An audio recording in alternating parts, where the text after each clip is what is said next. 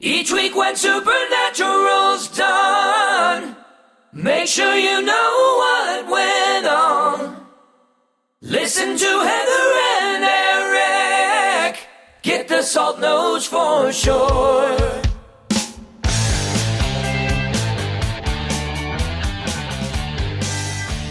How are your wounds doing? Did you make that hole in your thumb on your sweater? Well, no, this is like a little cardigan. No, it got worn. So like it got a little hole, and so I ended up putting my thumb through it on the right side. Like that just happened. So I'm like, all right, I'll take advantage of it. Isn't that like some sort of style thing? Like some people, like there's some sweaters that are made for that. Yes, right? I actually have sweaters made like that, where the thumb goes through the sleeve so that it covers half your hand to keep your hands warm. No, it looks really cool. So that one did it on its own, and then I did this side to match it. I purposely ruined this side after this side was done so that it would match. Yeah, you don't want to be weird having just one hole in your sweater. I'm just saying. How are your cat wounds Also, doing? I have to do the sweater with the thumb through it so that I don't push my sleeves up and show off all of my... Your war wounds? I have... It's actually looking better today. Thank you, yes, I know. They go away quickly. I've been scratched by cats quite a bit in my life. They heal quickly. It's surface wounds. For people listening in yesterday, Heather showed me her arms, and it looked like she had been attacked by, I don't know, Wolverine maybe.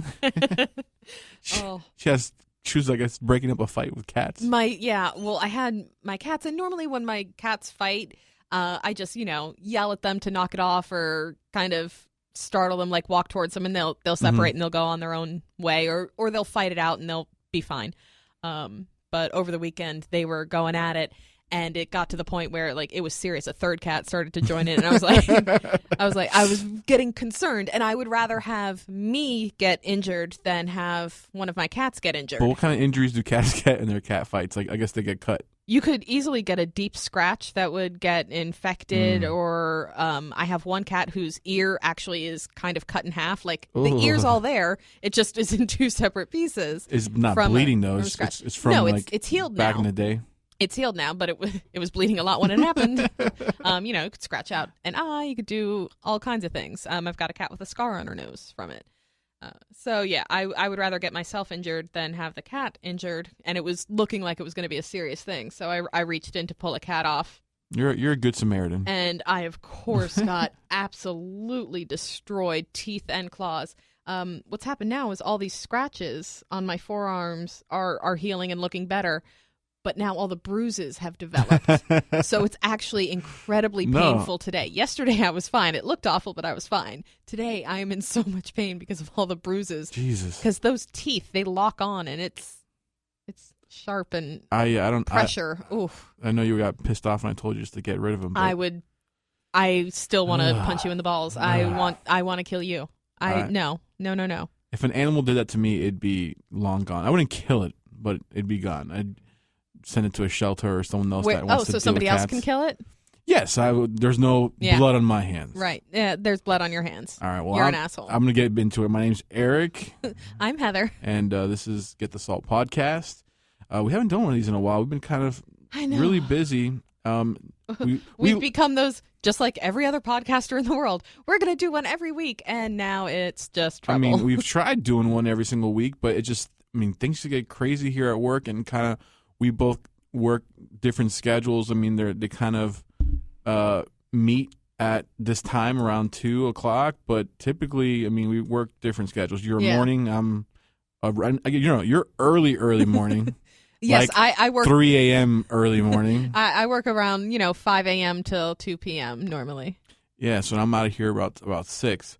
So it's hard for us to sometimes hook up to do the podcast because it's just things are crazy here at work. And then there are days where we just are working like nonstop from I'll be working from 5 a.m. till 4 p.m. and I have no time to record a podcast. Yeah, no, even though it only takes 30-40 minutes to do, but to find 30 and 40 minutes to sit down and do it, it's rough. It's not an excuse. People might say they're making excuses or something. Screw you! I can make excuses if I want. It's like, we're not getting paid for this shit. I Really? can do it if I want to. Well, technically, we're at work. No, I'm already past the amount of time I get paid for at work. So, yeah, I guess I am doing this for free. Yeah, You're still on the clock, so you're getting paid for it. lunch hour. The boss doesn't know he's paying you for it. Before we get into it was season 1, episode 10 of Supernatural called Asylum. You had mentioned to me earlier this week about if I actually just finished watching Stranger Things on Netflix, Yes. which was awesome. Everybody's been binging that. That's the hot new Netflix show. Yeah, and I've seen a bunch of posts on Reddit Yeah. about I saw a lady making Stranger Things cupcakes. I was like, oh, that's pretty cool. I love it because, and they do this with every dramatic show that ever comes out, but Stranger Things as an 80s sitcom, the titles as an 80s sitcom, you take the theme, but you turn it into like cheesy 80s music, and then you do the titles like an 80s. Game of Thrones was one of my favorites, but Stranger Things, I saw that, and that was great. I saw actually the Game of Thrones one was pretty funny. And they give it that old time, not the old time, like the 80s. Very Charles in Charge. Yes. Esque of it. But you said Good show, by the if way. I liked Stranger Things, because you had watched it before me, that I would love Fringe. Yes. And you are absolutely right. So yes, you did recommend Fringe, and Yeah. so far I'm only on the pilot episode, but it's already hooked me. It's like you have got a journey to go on, my friend. Just like Supernatural, because the pilot or the first episode of Stranger Things really didn't hook me in. It was just kind of like the music was super cool. Yeah. The look was cool. The vibe it was felt cool. Yeah. Right? But when I first watched the pilot of Supernatural, that's what hooked me onto the show, and the same thing now with Fringe. That pilot so far is amazing. So many things are going on in that first. So many things going on. Honey, that is the simplest episode you'll ever see. Really? Oh my God. I need to go back and rewatch Fringe. Because I'm not can even I sure say- I remember how, I'm not even sure. I remember trying to, Joshua Jackson, who you recognized from Yeah. Dawson's Creek Right. in Fringe. He was once on Ellen, and Ellen was like, oh, so tell us about your show. And then he tried to explain it, and it sounds like the most confusing thing. Yeah. You should, honestly, once you get further enough into it, you should find that clip because it's amazing. And he goes on this thing, and it sounds so complicated and convoluted and absolutely insane. But sitting there as somebody who watched Fringe, like on the regular, so I knew what he was talking about, I was like, wow, that's actually the best explanation of Fringe I've ever heard in my How life. long has Fringe been over? I want to say 4 or 5 years Wow. at least. Cool. Well, I'm just getting into it. It's really cool. I mean, you can tell it's an old show because one of the first pilot, the TVs are like these old school TVs. You could tell by the cell phones they're using that the show was. It started in 2008 and went 5 seasons, so that's what, 2013? Wow, they still had flip phones in that on the Fringe in the first pilot episode. Yeah. The finale aired January 18th, 2013, but it All right. started in 2008. Well, I'll keep on telling you how awesome the show is, and you'll be like, Eric, that's so starting off. That is so newbie. Don't talk to me about that. I've watched that 1,000 years ago. So let's get back into actually the show that we're supposed to be doing, which is Supernatural. Oh, can we do a Fringe podcast later? Yeah, I'm down. Actually, I would love to do that, but without you having seen it before we start recording. So like, you watch the first episode, Uh-huh. and then we record on it, and I get your theories on what's going to happen. Oh, and and see I how know much what's I coming, fail? but you don't. okay, I'm down. I would love to do. Okay, great. We just decided to do a second podcast. We have no time for this one. I will start creating channel artwork for our second YouTube channel. I really want to do that. I'm down. Listen, I'll do watch. a rewatch because I haven't rewatched it in so fucking I already long. have theories going on. I've never done a rewatch on it. All right, deal.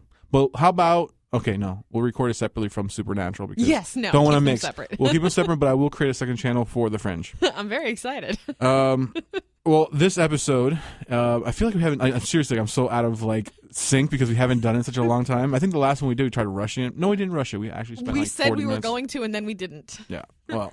But yeah. So this one was season 1, episode 10, Asylum, which originally aired November 22nd, 2005. It was directed by Guy Norman B. It was written by Richard Haddam. And what did you think? Well, first of all, I mean, what kind of kids go and just? I mean, I back in the day we had supposedly a haunted house in our neighborhood, and people would sneak into the haunted. It was an abandoned house, and people would sneak into the back through the back into the house, and the dare was to spend the entire night in the haunted house, which I was dared and did not do. But a lot of people went in there and they said they saw or heard something, but nothing. No one ever died in there or anything like that. But have you ever been dared or to do something stupid like that? No, I've never been around any like haunted houses in particular. I think this sort of thing where kids like for fun go into abandoned asylums and haunted houses, I think that's like a Midwest thing. That's not something I've ever seen, like, because we live on the East Coast. Right. That's not something I've seen like on the coast. That's kind of like a Midwest thing. Yeah. Does that make sense? Yeah, because the people on the coast were very, I guess, more well educated or. No, not more well educated. Just I think there's more. It's like more of a major metropolis because you're close to water, so the city's built to there first. I don't know. I don't know. There's it seems like there's other stuff that we do. It's different lifestyles. Well, two things. One, if you end up trying to stay in an abandoned mental asylum, number one, you deserve to die automatically. Wow. Because you're already like putting your. That whole entire place is like a hepatitis nightmare. Like, it did say that the building was condemned. Yes, I mean it is not safe to be in there. Number one, so if you get killed by a ghost or I don't know, I had to get a shot because I stabbed myself with a rusty knife one time. Tetanus. Get tetanus at the fucking mental asylum. Like, it is really dangerous, and also it's dangerous to stay at home. I've got cat scratch fever now. I mean, it is you have cat scratch. That's a thing. This abandoned mental asylum is also an antique roadshow heaven. It really is. There's so many cool things inside there, which if it's been abandoned for, I think it was like 17 years, they said, or something like that. It was 1964. We find out later on that 64 is when it happened, and then they ended up abandoning it. So it's been abandoned for a long time, but there's About so many 50 years. cool things that you would think that someone had broken in there already and stolen anything that was really. As you see, like, just like the jars with like a fetus inside there. Like, yeah, I would love to just steal one of those things and just have it. What the? Just put it wrong with put it on my office as a display. I have a scorpion in my office. Have you ever seen my scorpion? I've got a framed picture of a 2-liter bottle of Coke, and you want a fetus and a scorpion. Yeah. Oh my God! I don't know how we know each other. This is weird. So I feel like anybody that goes into that kind of situation kind of deserves what they get, whether it's scared for a lifetime or dead, whatever. Okay. So. The cops go in there because there's some kids or whatever just hanging out or causing trouble, and the cops go in there to get them out. And one of the cops is possessed, or what seemed to be possessed, and he leaves and ends up going home, shooting his wife, and then killing himself. His wife didn't go in there, and yet she ended up dead. Yeah, exactly. Well, I'm just saying. She actually, they had a fight, so God knows what happened. So maybe she deserved it. What do you think? Maybe no. You're making a face like you're cute and you're trying to be funny, but no. Maybe she didn't wash the dishes, or I think it was her. She just turned me off. I can't hear myself. She just turned me off. That's what happens when I've got the power. Ha ha ha ha ha. All right. Well, basically, then they go back to Sam and Dean, and they're trying to figure out what they're gonna do next. And again, it's kind of like the same reoccurring theme throughout every single episode, which is we've looking for Dad. Into a pattern now. Yeah, it's gotten into a pattern, and it's a little annoying because, I mean, we've seen that pattern for the last fucking like 11 years. Well, I'm just saying that was one of my biggest complaints when we were watching season 11. Mm-hmm. Was we're searching for the darkness. We're going to start out the episode by flipping through a book, saying we haven't found any information on him in weeks. And then going on to our case. Like, it literally is replace. And it's exactly replace book with Dad's journal, replace darkness with Dad. Exactly. Exact same setup. It's the exact, and then just pretty much insert the main bad guy for that season into that. Exactly. So it's all you have to do. And then before that, it was like the Book of the Damned or whatever. Right. The book that Charlie and Rowena had. Yep. It is so true. So it's getting annoying where they get into, we're looking for Dad. And, we haven't found anything, but just so happens we have this case. But this case was actually texted to them by their dad or an unknown number. Dick. Why? Like, I know what you just went through, and I completely ignored you, even though you really, really needed me there. Because in the last episode, he was there. He just didn't go see his kids. Well, the only thing is, too, is like the whole point of him not having any contact with the kids is that he wants to protect them from whatever he's hunting or danger, but yet he is putting them in more danger by sending them out to do these cases. I just don't get it. And he's not in any danger. John's not in any danger because he hasn't found whatever he's looking for. Exactly. So he's the one that's actually pretty safe. That's the place to be hanging out with. But he texts them some coordinates and says he doesn't say anything. He He literally just texts 49 negative 82. Yeah, so they assume it's him. They do some research, and it is so awesome how fast they they're really good. They kind of like just getting sent coordinates. They find the story, figure out everything that's going on, and they head out there. They figure out that there's some sort of a spirit thing going on in the asylum, and they head straight there. And it kind of felt like a cheesy, scary movie, too. I was not a fan of this episode. It's that episode that you have to do. Every show like this has to do an abandoned asylum episode. And they've had a couple. Even just in season 11. Is this the same asylum that we find ghost spacers in? Could it be? Maybe. I don't remember. And also, if it's the one that we keep going back to or not. I remember in at the end of season 11 when they're trying to absorb all the spirits and they go to an asylum and they do that. That was definitely a different asylum that time. Maybe. So they go and head into the asylum, and there's a ton of spirits. There's a ton of activity going on because their little spirit or EMF reader is going off. Yeah. And they can't really figure out what's going on. Then Sam actually sees. It's funny because he's standing around, turns around, and he sees like a little old lady, a dead old spirit lady, and she doesn't really do anything to him. She's kind of like walking up to him. And that's where I wrote down on my notes, like, do hunters have like a massive amount of ulcers going on? Because like it would freak me the stress, like just knowing that every second you're gonna turn around, something just might pop up. You have no idea. I guess maybe you just get used to it. I don't know how you get used to it. I have no idea. Recently, there's a personal story which I probably should not say, but it's okay. Anyways, nobody listens to this. So recently my air conditioner broke and we had to stay at my dad's house. Now in that house, 2 people have died: my mom and my aunt. Mm-hmm. No, my mom's aunt. So the house forever ago has always made like weird noises and stuff.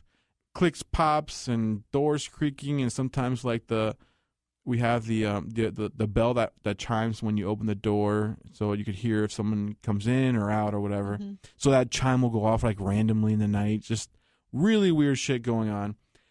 And even that, just like hearing a little creak and pop, stresses me the fuck out. I can't deal with it. I was so happy when they fixed my AC and I was out of there because I just couldn't deal with the stress and the anxiety of like hearing all these little things going on and feeling like if I'm going to turn the corner or open a door that something's going to pop out at me. Like, I don't know how these people do it. It would be the most stressful thing in the entire world. They're going to die like in their 40s or they're probably already 40s in the show maybe. Not really. But no, they should be mid-30s, mid to late 30s. I feel like they're going to die early. If I were a good fan, I would know their birthdays. I know everybody else does. I'm sorry. Yeah, I feel like they're going to die early just because they have so much stress. They've been through so much. They're going to have to because that's the only way we're going to end the damn series. And Sam is still getting those weird vibes. And they keep on explaining the fact that he has like some sort of thing going on with him that he even, Dean even said that the fact that it's visions, something. It's weird. And the one person I would ask about that would have been the psychic lady from the last episode. Thank you. Like, hey, I got kind of this thing's going on with me. Remember What's your up? good friend Missouri? You said you were going to see her a lot. Why don't you just call her up and, hey, by the way. Let's be like phone pals. You remember how you were wondering how I still felt something there? Like, let's delve into it a little bit more. And I don't know. So stupid. They really don't know what's going on with the asylum, so they head out and they try to find out exactly what's happened in the asylum. Yeah, and doing the research. You can't get rid of the spirits till you find out how the spirits got there. Exactly, and what tragic event occurred. So they ended up going, Sam ended up going to like a psychologist that actually worked. I think he worked with someone who worked at the asylum. Yeah, his ancestor worked at the asylum. Like his dad or his grandfather or somebody. Yeah, if my grandfather worked somewhere, I had no idea. Like someone came to like, it's been like 100 years. So how would I remember or know anything about that? Like really? But Sam ends up sitting down and probably like because he's trying to get information out of this guy, and the guy's like, he signs up as if he's a patient. Right. So, that's his cover to get in order to get information from this guy. But this guy, like, forces him to actually go through with the session before he gets any information out of him. And I enjoyed it. yeah, it was funny because most likely whatever he says towards the end of the episode might have been what he was talking about, but does Sam really hate his brother? No, not at all. I mean, he's just probably pissed off that he just does whatever his dad makes him do because he wishes he could hate his brother. Yeah, no, he thinks he should.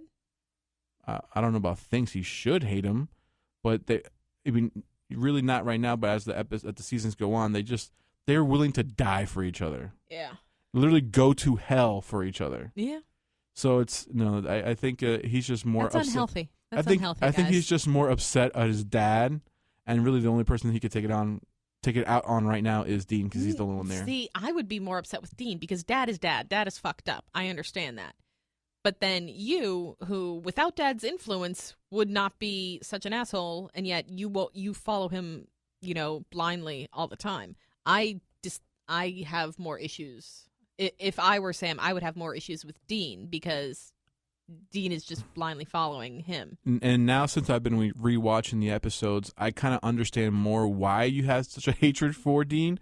Because in this episode, when they get the text or they figure out what exactly it is that their dad is trying to tell them to do, Dean just goes in blindly, like, I'm going to do whatever he says I'm going to do. And Dad Sam told us we have to. Yeah, and Sam questions, why are we doing this? Like, our goal is to find him, not to do these side hunting jobs or whatever. So I kind of understand where now you're coming from more so, because as the years and the seasons go on, you kind of forget what a douchebag Dean was, and really the fact that he has no understanding. You do forget, because in later seasons, I feel a lot better about Dean, because I put myself in Sam's position a lot. But in later seasons, I really feel I don't hate Dean, but you come back to this first season when Dean is so much like, Dad can do no wrong. Dad says jump, I say how high. Yeah. You come back to that, and I really, I get emotionally invested in this. I get so angry, I have to stop halfway through an episode. He had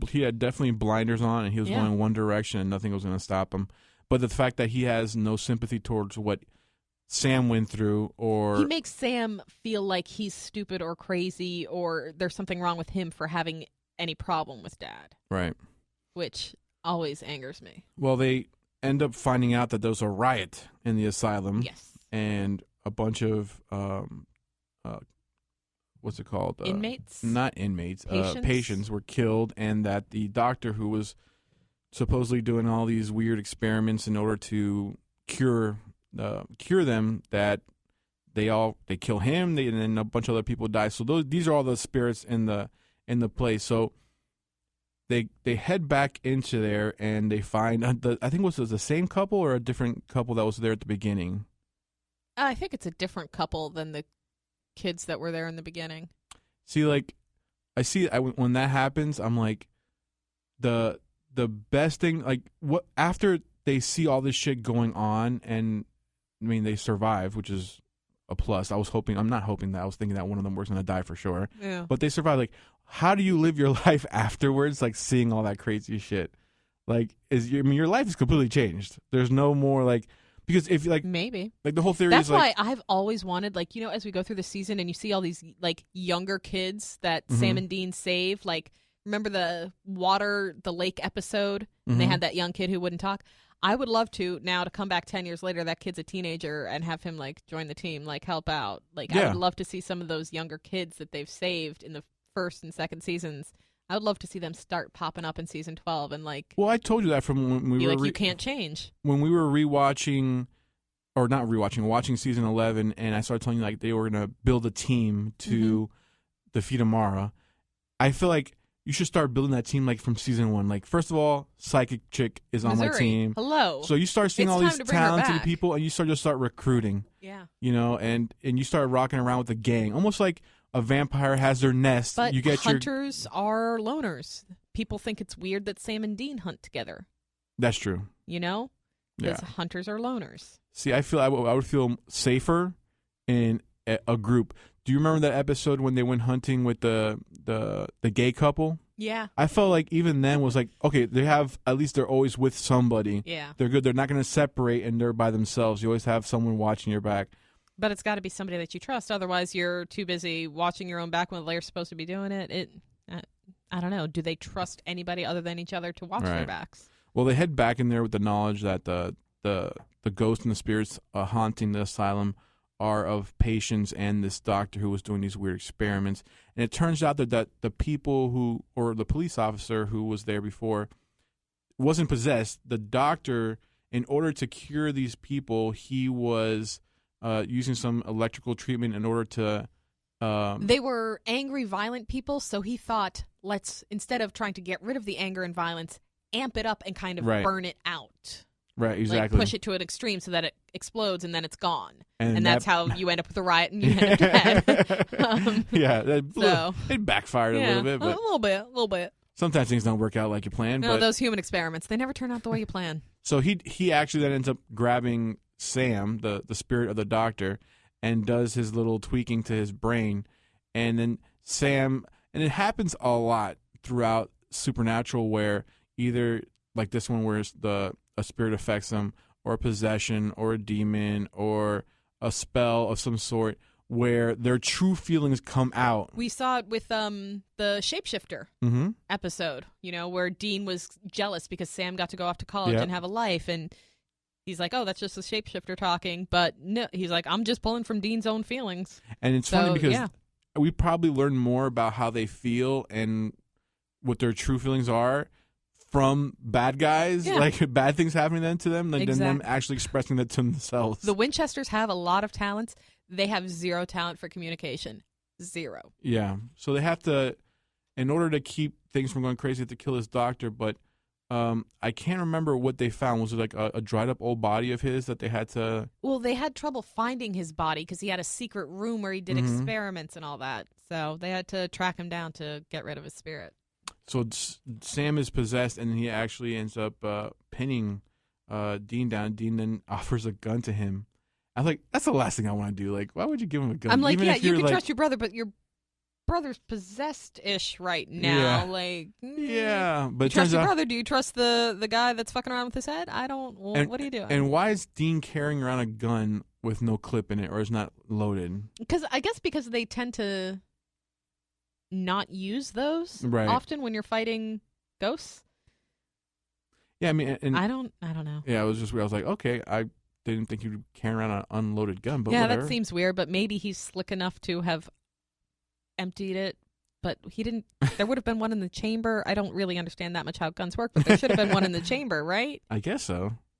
I don't know. But Sam actually pulls the trigger, which I didn't think it was going to happen, because typically always when Sam gets, to that point where he's going to do their something. Their love for each other is strong enough to overcome it. Yeah, their love overcomes all. But no, he actually fucking pulled the trigger. I was like, oh, snap. If that thing would have been loaded, he would have been done. Supernatural is over.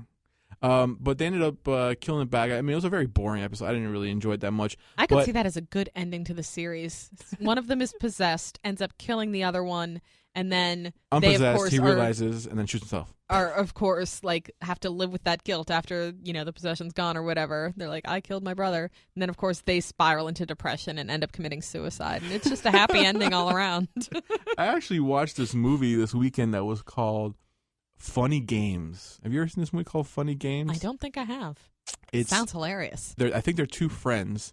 And I don't think they're brothers, but they're two friends. They're dressed all in white gloves. They knock on a cabin that's around this lake, and they ask the woman at the front for some eggs. Does that ring a bell at all? No. All right. So basically, what the fuck? It is like this really weird movie. I'll have to forward you. I'm pretty sure dressed all in white, asking for eggs. Well, because the reason afterwards the movie was so strange, I had to Wikipedia and find out what the fuck I just watched. What did I just watch? And kind of understand what the movie was about, and which it made sense afterwards. I mean, it was another fucking stressful movie. Anyways, my wife actually had to go in the bedroom because she couldn't stand watching it. They killed a dog in the movie, and after that she was done. Yeah, she was done watching that movie. But in that movie, the bad guy actually wins, and I like those movies. Yeah, I mean, sometimes the bad guy has to win. Because in reality, a lot of times, bad guys win. I'm sorry, you can always you get the happy ending in movies. I'm like, you get that happy ending where everything works out in life like 5% of the time. Yeah. You get the, okay, it's not horrible, but nobody's really happy with how things turned out like 80% of the time. And then you get like a 5% happy. Like, I would be totally cool if Supernatural ended with the bad guy winning. Or a bad guy. I want like an angsty end. Like, yeah. where you just, it's not awful, they're not dead, but you just don't feel good about it. Or like they get, like the FBI or somebody finally catches up with them and they get put into the insane asylum. You know what ending I really liked? And the movie was, I know most people hate it. It was okay for me. Butterfly Effect. I remember the movie, but I don't remember the ending. But like, well, the ending is he finally, spoiler alert, it's been out forever. You know, he spends all this time with him and this girl trying to fix the problems or whatever. But the only way at the end, he figured out the only way to make her life okay is by him not being in it. Yeah, is to like get rid of him. Yeah. To keep himself out of the equation. Yeah. Very sad, but I think that'd but be a great I think way. A lot more realistic. Not the time travel thing, obviously. No, they totally going to end Supernatural with how they started it, which is going to be them, camera in the trunk, them opening it up, and then we have a lot of work to do and close it, and that's the end of Supernatural. Yeah, I'm telling you, that's how it's going to. You've got to have that shot. That's the shot. That's the shot from inside the trunk of the Impala. If we call it, someone got to give us like a high five or something. I don't know. I think 1 million people have probably called that shot. You think so? Yeah. So at the end, they kill the ghost doctor. Now, why not burn the entire place down? I mean, because there's a lot of spirits in there. There has to be tied to that place specifically. They weren't mean. They weren't mean or vengeful. But eventually, supposedly, all spirits turn bad. That's true if you stick around long enough. You stick around. So I would have burned that entire place down. I mean, might as well add arson to the list of things they've done. You know. Yeah. Oh. But the biggest part of the episode was the ending, where they get a phone call. They're at their sleazy motel. Phone's ringing. Sam answers the phone, and he sits up, and he says, "Dad." Mm-hmm. So finally, I mean, we'll see next episode that the dad is finally reaching out to them. Yeah, when you needed me, all those other times, wasn't there? Here He's like, I am. Sam, can you order me a pizza? My phone's about to die. Where are you, Dad? Oh, shit, that's right. Can't tell you where I'm at. Never mind. Bye. Hangs up. Is he Batman now? I'm Batman. It's really late, Sam. Oh, my God. I am the Cape Crusader. So the dad finally calls. Now, next episode is episode 11 called Scarecrow, which I actually... Oh, Scarecrow's one of my favorites. I had created a top 10 scariest videos, but I did such a cheap job on the video that I deleted it from our Supernatural page. Oh. Because it was just a quick little thing I did on iMovie, and I can't stand iMovie, and it wasn't what I wanted it to be. But Scarecrow was on my top scariest because it does remind me a lot of, oh my God, what I just lost the movie. The one where the bad guy. I'm sorry, all I think is Wizard of Oz. You think of Wizard of Oz? That's all I think of when you say Scarecrow. No, it's the movie where I don't watch a lot of scary movies. Oh my God, Jeepers Creepers. Jeepers Creepers. Yes. I watched the very first one because it had Justin Long and he was hot. Back then, or is he still hot? I don't know. I haven't seen a recent photo. You like him with the little mustache? Ever since he got with broke up with Barrymore. Even when they got together. I stopped following him a while ago. Oh, well. But I was very excited about that. So that Scarecrow character totally reminds me of Jeepers Creepers, especially the scene where the Jeepers Creepers guy was in literally a field as a scarecrow. Mm-hmm. I mean, because the Scarecrow, this is just one episode you've seen a kind of Scarecrow type character. And it left a lasting impression, but maybe because I kind of tied it in with the Jeepers Creepers thing. I don't know which one I watched first, but I'm just saying, as we've gone back and watched the first season for the last few weeks, these are a lot of the most memorable episodes. Yeah, you know? Yeah. I mean, for me, like skip up like seasons 5, 6, 7. Like I don't really remember specifically episodes, and I thought a lot of these episodes that I remembered, I thought they were more spread out. I didn't realize that they were all in season 1. I'm like, wow. Season 1 has a lot of memorable episodes. Obviously the pilot, the Wendigo. Yeah. Huge. Well, I mean, one I've really a lot of people. about. I mean, a lot of people didn't like it, in regards to like what the character looked like and how little screen time the character had, like the baddie had. The Was bug. it Wendigo or Wendigo? Do you remember what it was? I pronounce it Wendigo, and that's what I'm going to stick with. And then there was the bug episode. I remembered the bug one. You remember the bug one? The Dead in the Water, the lake one. I remembered. What was it? I remembered the Phantom Traveler, the plane one. Yeah. Because I remember Dean freaking out on the plane. I remember that. One. That one you told me a long time ago. That one very clearly. I remembered Bloody Mary with the mirrors. Yes, Bloody Mary. I remembered the Shapeshifter. Yeah, I mean, literally those solid. were 4 episodes in a row that were ones that I remembered clearly in my mind. So solid episodes. Bugs I had forgotten, and it turns out it was for a good reason. Yeah, and Home was a phenomenal episode. Mm-hmm. Asylum, another one that I had forgotten, and it turns out it was pretty much for a good reason. I typically enjoy every single episode of Supernatural. This one I did not like. I thought it was boring and bad makeup job, and it was your typical there's ghosts in the asylum. Yeah, I did not like it at all. I mean, the only thing that was a good thing in my book was the fact that John called him at the end, and that's it. Yeah. They at least have some contact with him. But that's pretty much it. Couple things. One, yes. We have 34 subscribers to YouTube. Well, do we really have 34 all right, subscribers? we're two of them. I'm subscribed. You're subscribed. Don't you count yourself as a subscriber? Like, wouldn't Get the Salt be subscribed to Get the Salt? I would like to be notified when I upload videos. I feel like there's probably another fake account that I've created. I'm certain we've only got 5 people listening. 2 of them. One of them's your mother. One of them's my sister. Yeah, no. No. I think we have but a solid start. Thank you to everybody. We do appreciate it. Yes, it's it. a solid start. I don't know why you're listening, but I appreciate the fact that you are.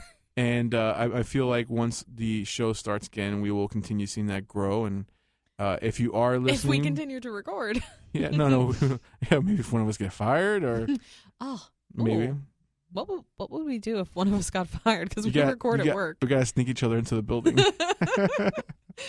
We're allowed to have visitors. Look, my ass gets fired. I'm never coming back in here. You do live far away. It's like, I'm not going to come drive an hour into the office for a 30-minute podcast. We can record in my house. You can meet my cats. I will be wearing a leather jacket. So that's that. So if you are listening, please comment and talk to us. We would like to know what you have to say. No, Eric does. I'm cool without human contact. I will talk to you. The other thing is that we have some people also spreading the love for us, which is the WinchesterFamilyBusiness.com. You can find them with their social media handle at WinFamBusiness. We'll tweet it out and all that stuff, and they'll hopefully share it with us. And they have some really cool stuff on their website in regards to Supernatural, like articles and photos and stuff. Definitely. We actually also put stuff on our Facebook. We actually got a couple new likes on our Facebook. Have you? I forced my friend to do it when was that your friend? Oh shit!